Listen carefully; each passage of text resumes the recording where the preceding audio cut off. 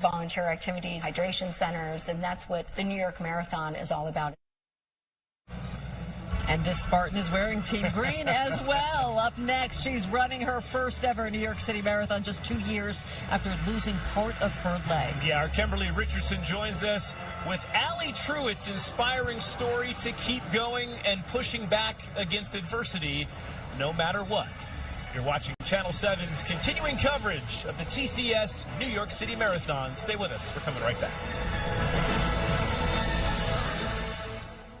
The TCS.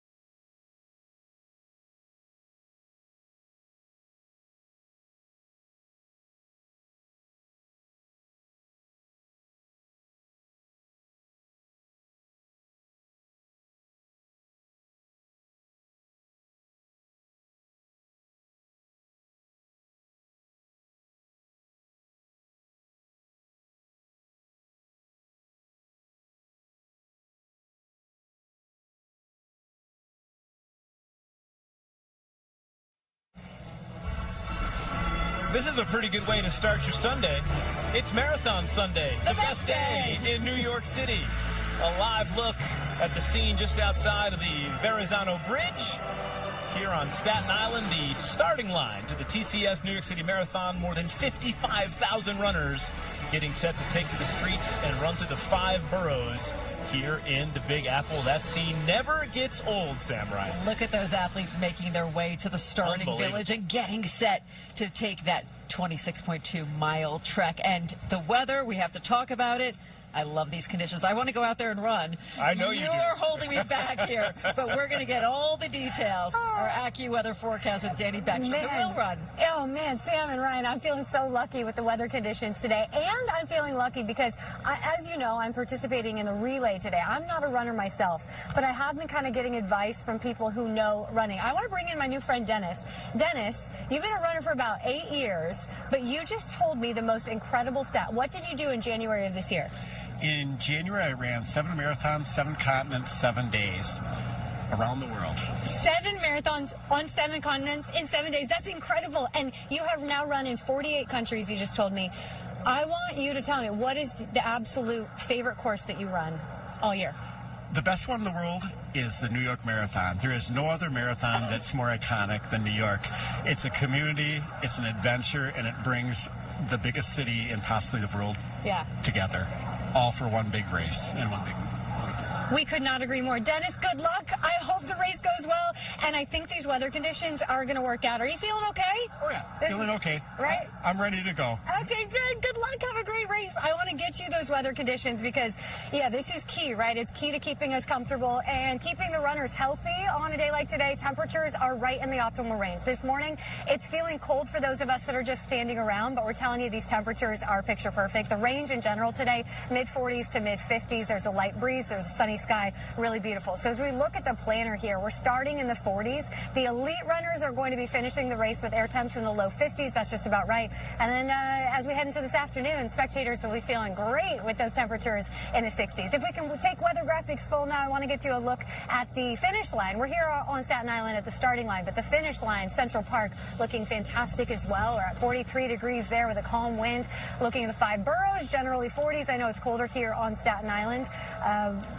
At 35 for New Dorp, but the 4 of the 5 boroughs in the 40s. As we zoom out, there are some sub-freezing temperatures well north and west, but conditions look beautiful today. Highs close to 60 degrees under a sunny sky. Zooming back in, looking at our highs across the 5 boroughs. Again, really, really nice conditions today with that high close to 60. Not a cloud to talk about. Crystal clear sunny skies, which is perfect considering rain chances do return to the forecast. As for today, though, just a few fair weather clouds in the mix. Really not a big deal out there with the comfortable conditions and the light wind.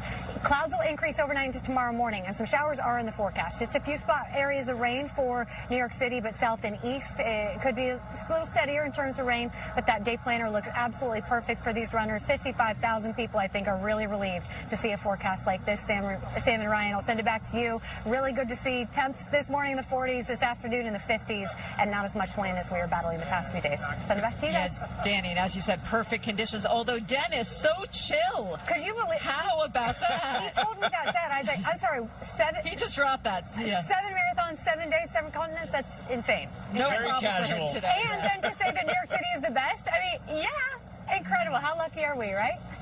And do you feel lucky? How many miles are you running today, Danny? Just so we're clear. I'm running my own personal marathon, which is 2 whole miles, Ryan.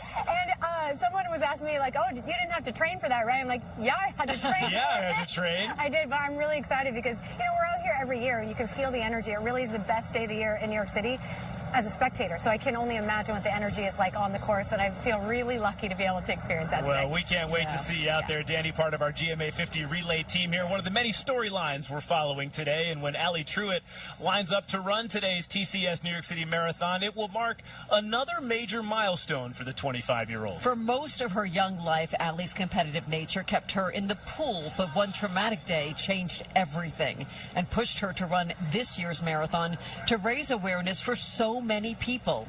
Eyewitness News' own Kimberly Richardson joins us again from along the course in Fort Greene, Brooklyn, with more on that story. Hi, Kim.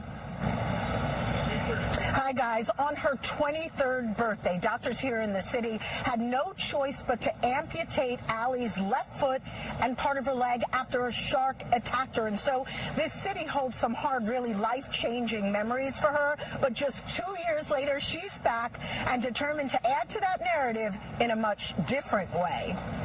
I flew to Turks and Caicos with a 5-year plan for my life. I left on a medical evacuation plane, not sure if I was going to survive. May 24, 2023, 2 days after graduating from Yale University, Allie Truitt, a competitive swimmer, headed to the Caribbean to celebrate with friends. While snorkeling, she remembers seeing a glimpse of a shark, which began attacking her, bit off her foot at the ankle, along with part of her leg. I was 23 years old and had just become an amputee for the rest of my life. The group swam back to the boat where Allie's friend applied a life-saving tourniquet.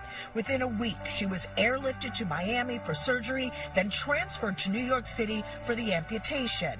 Allie says her 5-year plan of working in consulting, going to business school, and then into healthcare went out the window. I worked really hard to center myself on gratitude and on really recognizing how lucky I was to be alive. Allie was determined to reclaim her life, but initially was paralyzed by the thought of getting back into something she loved, the water. After the attack, I was feeling really scared. Even just like the sound of water at that point when I would try to take a shower would trigger flashbacks to the attack. She did slowly get back into the pool, and in 2024 won 2 silver medals swimming with the U.S. team in the Paralympics.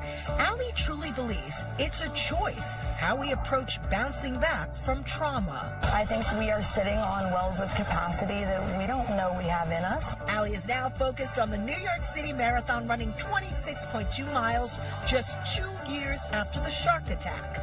She's still getting used to all the nuances of her prosthetic blade.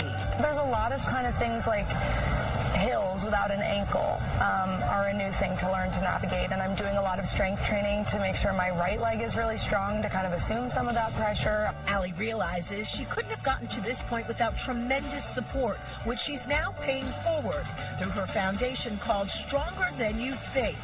The nonprofit is focused on 3 pillars she says helped save her life: water safety skills, the Paralympics, and raising money to donate prosthetics to those in need. It is a message of like, it feels like your life is over, and if you can get your mind around it and use the support around you or whatever is working for you, there is a full and beautiful life ahead. Now, about 2 weeks before the shark attack, Allie ran the Copenhagen Marathon with her mom. Well, today, in just a few hours, the pair will be back out here together running again, along with Allie's best friend, Sophie. She was in the water with her when the shark attacked and applied that life-saving tourniquet. Sam and Ryan, we will be out here cheering Allie on and looking for her. Absolutely. What So an incredibly inspiring story, Kim. Thank you so much. Up next, we are talking tech here on the marathon course. The people at TCS are breaking barriers and making it easier than ever before to know what you're doing during the marathon and helping spectators too.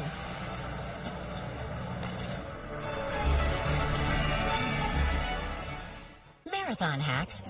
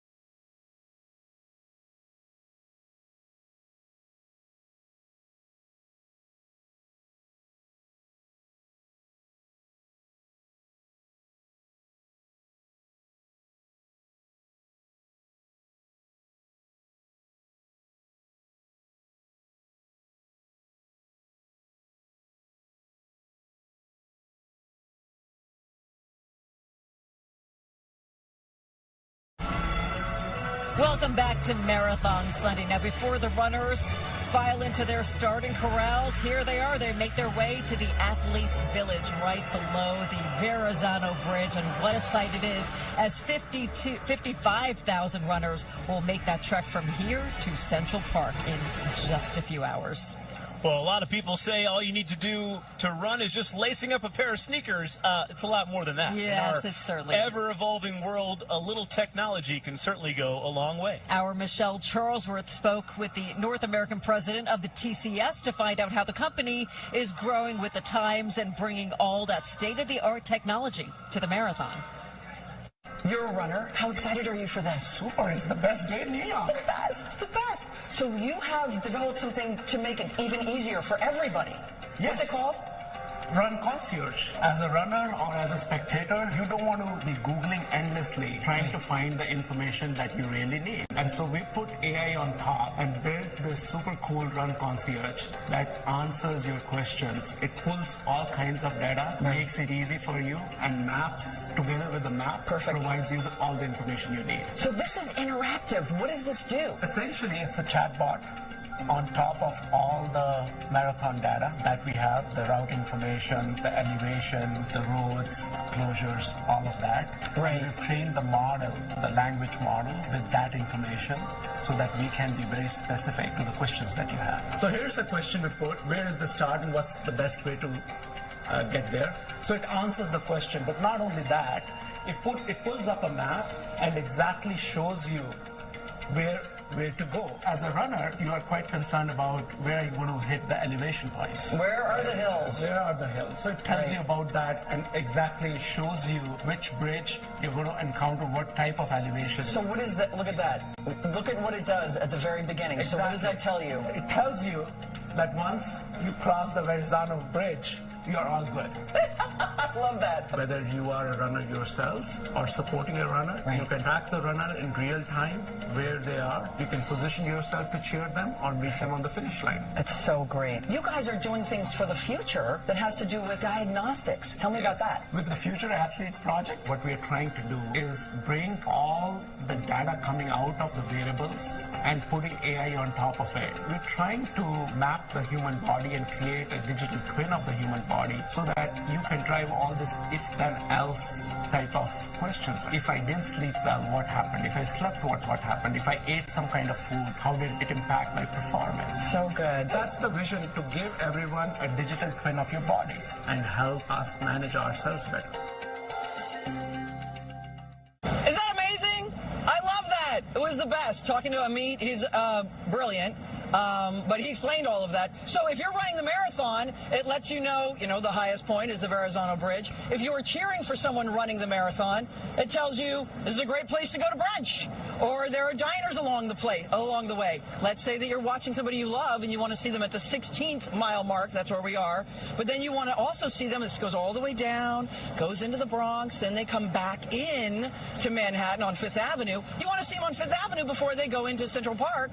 Shows you how to get over there and where all the public bathrooms might be along the way, where you can get something to drink, how long it will take you to get over there, if any roads are closed, streets are closed, things you can watch out for.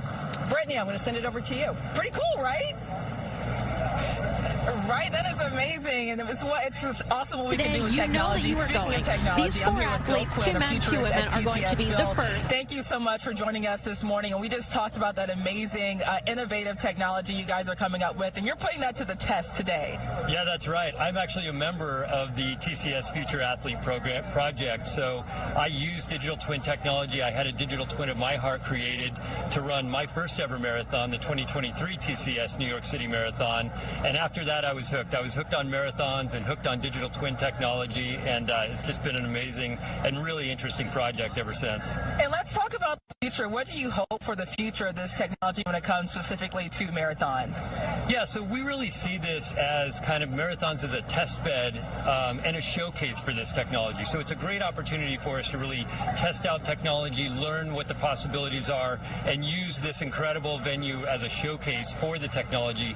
But ultimately, we're really excited about how it could elevate the health and wellness of society at large. And one day we expect that everybody will have their own digital twin to really help them take a much more data-driven approach to their health and wellness and their sort of longevity through healthy lifespan. And if we have time, you use it for your own training in 2023. How was that? It was amazing. I learned a lot about really all of the things that go into running a marathon. It's not just about putting in the miles. It's about understanding nutrition and managing stress and managing rest and recovery. And so a good example is the artificial intelligence that's built into the digital twin really helped me understand that after a long run, I don't sleep that well that night. And so it's important for me to remember to give a couple of extra days of rest before I do my next big effort. So it's just a great example of how this technology can be really when you're training for your marathons. All right, thank you so much again, Bill, and we'll send it back to you, Sam and Ryan. That's so fascinating. Thank you, Brett. I don't know if the world is ready for a digital twin of Ryan Field, though. They're definitely not ready for that. We wouldn't wish that on anybody. Thank you, Brittany. Coming up, some of our coworkers, they're not just talking about the marathon today. They're actually hitting the course. Yes, they are ahead. We will show you how our team got ready to run ahead of today. We will be right back.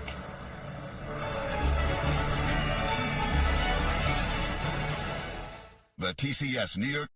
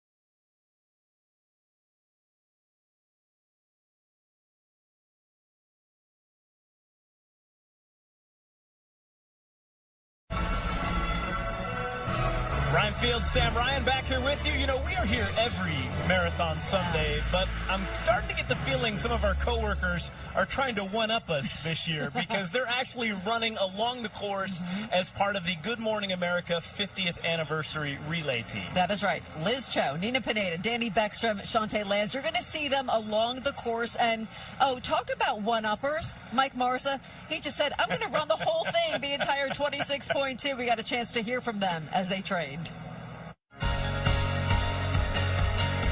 You know, the idea of running a marathon, for me anyway, has been a little intimidating. So the fact that we get to run a Park relay Shanae, no Luka, no LeBron.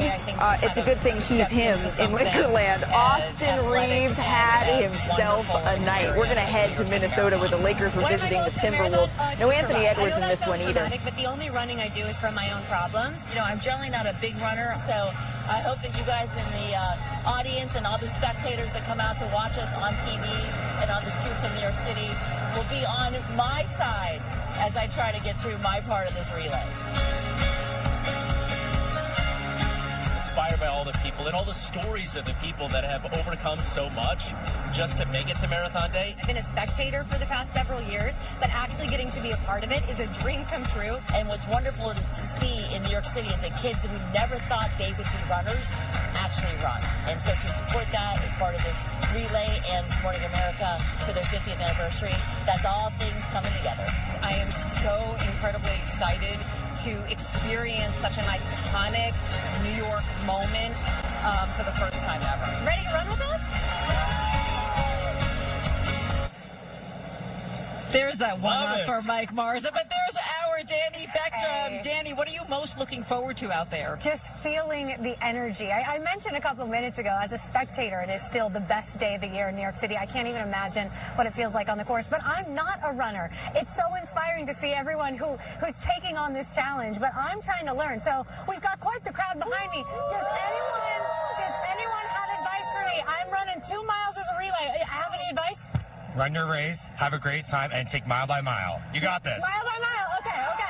One thing that is going to help me today, the weather. Could it be better? 16 lumaka i za prvi put izživljavam. Out there because it really is just absolutely picture perfect. We're looking live at the finish line. That's where we're trying to get this afternoon with 43 degrees in the park right now. But here on Staten Island, where the 55,000 are lining up to start, it's closer to 40. We're at 39 degrees right now for New Dorp. As we zoom out, some spots well north and west are sub-freezing this morning, but the wind has calmed down. Conditions are clear, and there is nothing that will slow us down today. Looking at the planner, temperatures make their way to the mid-50s by midday. We're looking at highs in the upper 50s, close to 60 degrees today, sunny skies, light winds. Sam and Ryan, I am so relieved to report that the weather isn't going to be an obstacle for the 55,000 strong, and I think the crowd behind me is appreciating it as well. Am I right? Okay. For now, I'll send it back to you guys. And Danny, you said you're not a runner. You are a runner. Whether it's 1 or 26.2, you are a runner. We reeled her in. She's in the running community now. Yes. Welcome. Thank you. Happy to be here. I just hope I survive. I did carb load last night. I carb load for my 2 miles, and I think it's going to help me out. She already sounds like a runner. She does, see? Make it 2.62, okay? There Just you move go. the decimal point. We'll see Danny and Liz and Mike and the rest of our GMA Relay 50 team later on this afternoon. We are getting ready for the wheelchair athletes to line up. We're about 20 minutes away or so from the start of Marathon Sunday. You're watching all of the festivities and continuing coverage right here on Channel 7.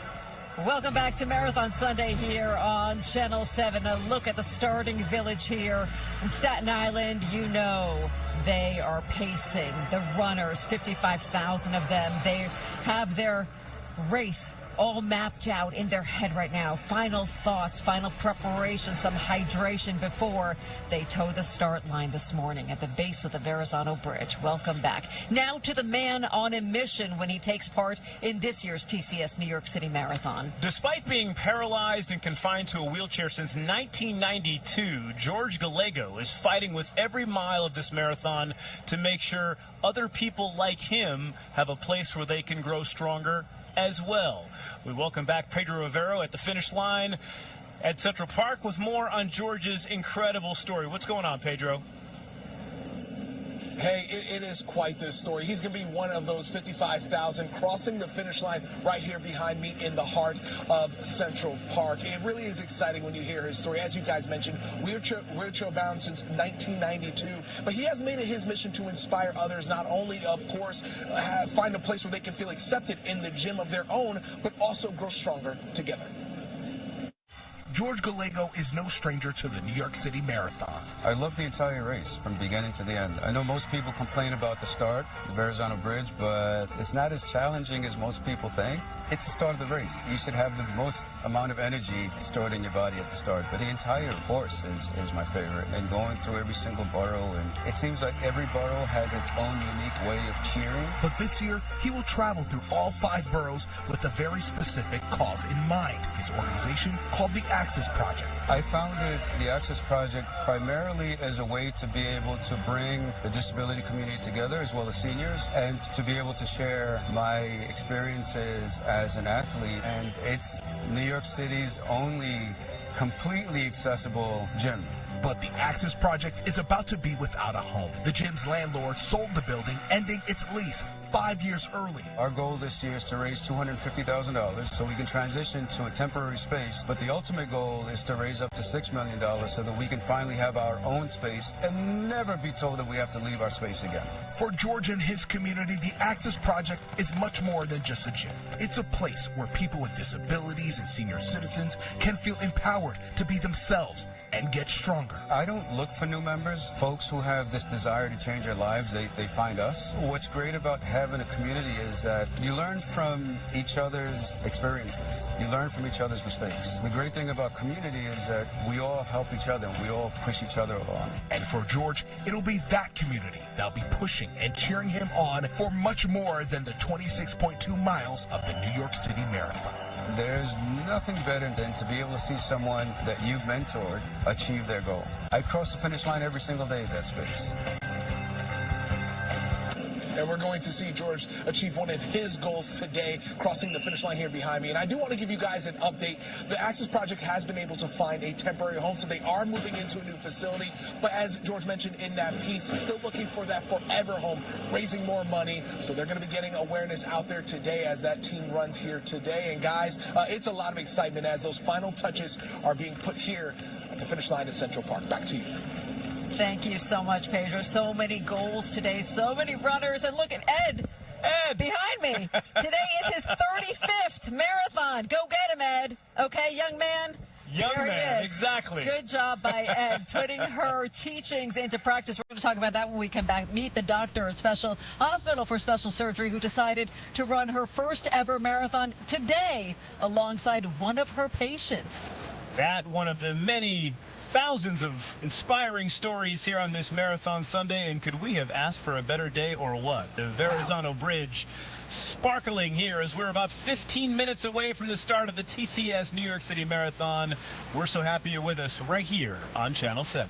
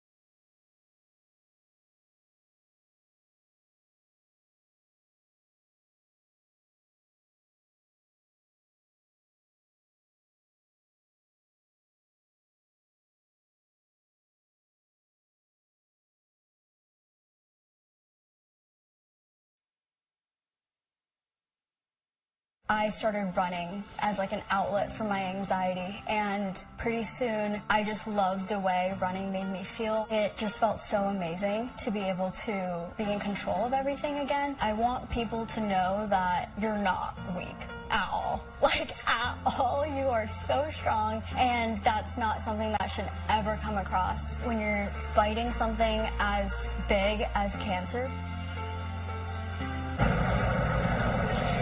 And we just heard from Hardy Babzar, and today is extra special for Hardy because Hardy is running her first marathon today to celebrate being in remission for 5 years. Hardy was diagnosed with stage 2 Hodgkin's lymphoma when she was a sophomore at Rutgers, and she's making it her mission to help others during their toughest battles, turning her pain into purpose. Sam, Ryan. And she has done just that. So many inspiring stories today, Brittany. Thank you. And we've got some other first-time runners we want to highlight here as well today, Sam. Absolutely. Danny Beckstrom, you spoke with a doctor who trains people for running daily, but now she's taking on the course herself, right? Yeah, Sam, one of my favorite things that you say is 55,000 runners, 55,000 inspiring stories. And I have 2 of them here. Now, imagine being a first-time marathoner, wanting to run the New York City Marathon, so going to HSS and teaming up with people to help you do that, just to be partnered with a doctor who is also running the New York City Marathon for the first time just a year after having her second child. That's the story of the 2 runners that are lining up for this race this morning. I was an athlete in college, and I actually tore my ACL in college, and they got me back up and playing. But after leaving, you kind of remove yourself from that like really hands-on physical therapy every single day. My knees started hurting me, and I came to HSS, and they gave me a lot of resources that I used hopefully to the full potential to get me back running. Carly has always been active, but her past knee injury meant she knew that if she wanted to run the TCS New York City Marathon safely, she would need some help. Enter Dr. Ashley Austin at HSS. It's all going to feel great. It's all going to feel great. That's right. Both doctor and patient are running their first ever marathon today. For Dr. Austin, a primary care sports medicine physician, running the marathon was a way to focus on herself after having her second child. Postpartum, I had something called diastasis recti, which prevented me from playing, some of the sports that I usually play. I'm a basketball player. I like playing tennis. I like playing a lot of ball sports. And without having the abdominal control I need for those sports, I knew that I wanted to be able to do something competitive. And running was, something that I can do. I can do with what I have and be able to work through that and really get the full experience that I, tell my patients to go do and that I set up for my patients. I get to live all of that. But it has also been a way for her to connect with her patients like never before. Let's really feel it. Let's really feel it. My dietitians and my performance and my run coaches and all these people I work with every day and all these patients I take care of, right, who are doing something similar. And I've never been able to be in that journey with them. And this time I'm able to. Both doctor and patient putting the tools from HSS to work to get to the finish line safely. It's just going to be great to see everyone and just have that full completion of effort. The whole race throughout over the bridges in Brooklyn, I heard it's just going to be amazing. Dr. Austin and Carly proving that running can be a team sport, and it should be. We all need the support. We all need the applause and cheers on a day like today. And I'm rooting for both of them for sure. Sam and Ryan, back to you. And now Danny is saying we because she's one of the runners out there today. Yes. Welcome. I'm so excited. I'm ready for that endorphin high, and I'm ready to warm up a little bit. It's cold this morning. Well, we can't wait to see you out there, Danny, and you and the rest of the 55,000 runners getting set to take the course today. We are almost ready for all of the action here to get underway on a beautiful Sunday. That's right. Newscopter 7 bringing us a live view overhead as the pro wheelers are getting ready at the starting line. And I'm going to share part of my conversation with the reigning female champ when we come back.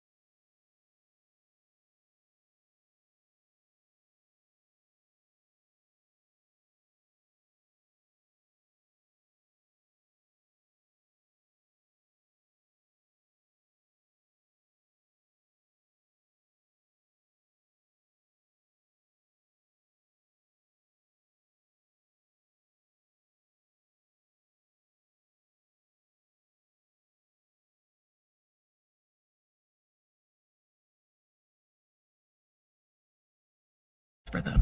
Every business, its pace. To lead in a world that won't stop moving, you need adaptability, intelligence, endurance, AI that looks ahead, digital twins that plan every turn, and sustainable solutions that go the distance. TCS helps businesses run the right pace through every stride, every turn, every move forward.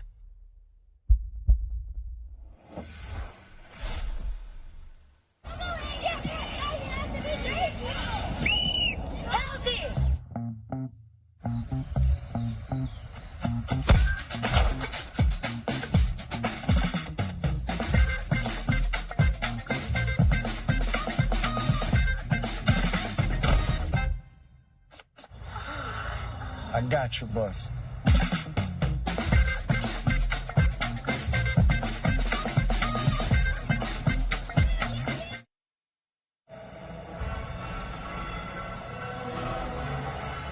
You are looking live at the starting line here on Staten Island. We are just moments away from that starting gun, kicking off the first race of the 55th TCS New York City Marathon with the men's professional wheelchair division.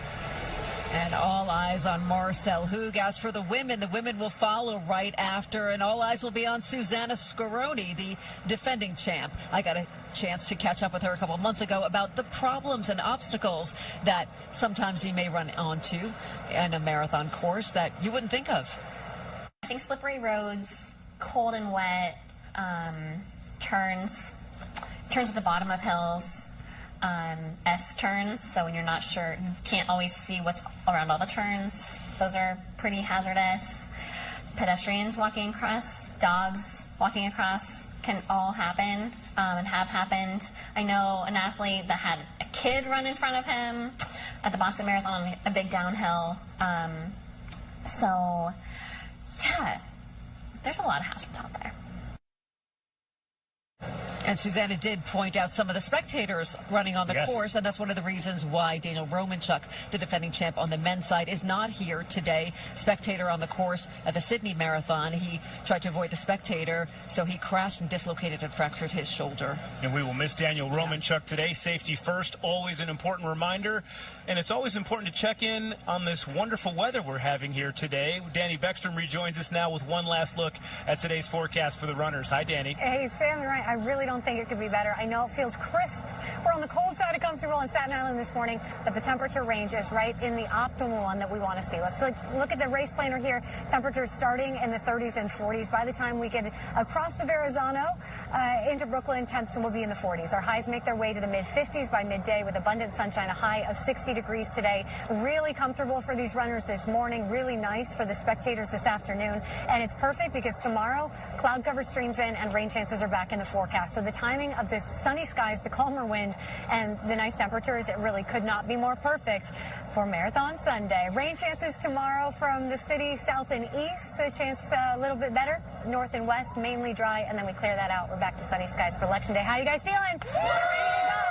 I think we're ready, Sam and Ryan. Good luck, everyone. We're cheering you on. We'll send it back to you guys. And we are cheering on our runner, Danny Beckstrom, and our ABC7 relay team. Yes. To the Bronx. The excitement is building. Here we go. Miles 20 to 22. All right, that's it for us. Thank you so much for joining us for this morning on Marathon Sunday, the best day of the year. The best day in New York City, and we have been so blessed to have so much good weather. I feel like the last several marathons, and it continues here today. A perfect sunny sky on this Sunday morning as the runners and wheel. Now, New York's #1 news, Channel 7 Eyewitness News. The New Jersey gubernatorial race gets a major Democratic boost from President Obama, who stumps for Mikey Sherrill ahead of Tuesday's election.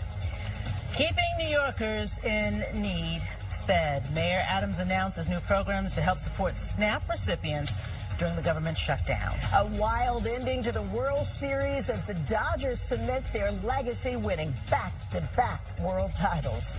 And here on the East Coast, we are cheering for the thousands of marathon runners getting ready to take on that grueling 26.2-mile race through the 5 boroughs. And taking a live look outside, it's still pretty dark out there. We hope you remember to set your clocks back. Thanks for waking up with us on this Sunday, November 2nd. I'm Sandra Bookman in this morning for Michelle. All right, race day. I'm Tony Yates. Meteorologist Danny Betcham is live, got her running shoes on and the wind at your back. I'm hoping you do at least, Danny. Look at you. You're ready. I am ready. I'm hoping for no wind because Tony and Sandra, it is cold enough here on Staten Island this morning.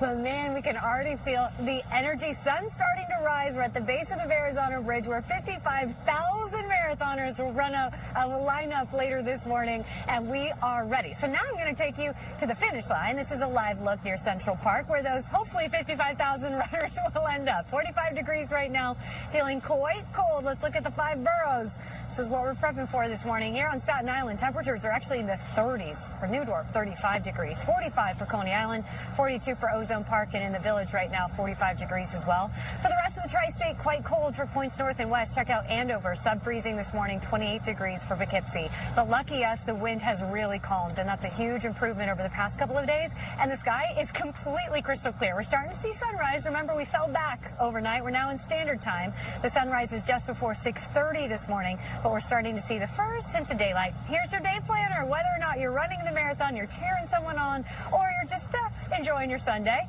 Looks like sunny skies, seasonable highs today will make our way to the upper 50s. But with lighter wind and really crisp, dry air, these conditions are absolutely perfect for runners. I am cold, but it's because I'm standing still. When we're talking about elite runners and long distance running, the optimal range temperature is 40s and 50s. It's exactly what we have on tap today. So Sandra and Tony, I am so happy to report to the 55,000 runners that the weather not going to make it any harder to finish this 26.2-mile course. It's going to be a great day here on Channel 7. Check back in with us. I'm excited for the runners to actually be out here and get some energy, but I'm happy to see that they're still hopefully asleep. Well, some of them. I'll send it back to you guys.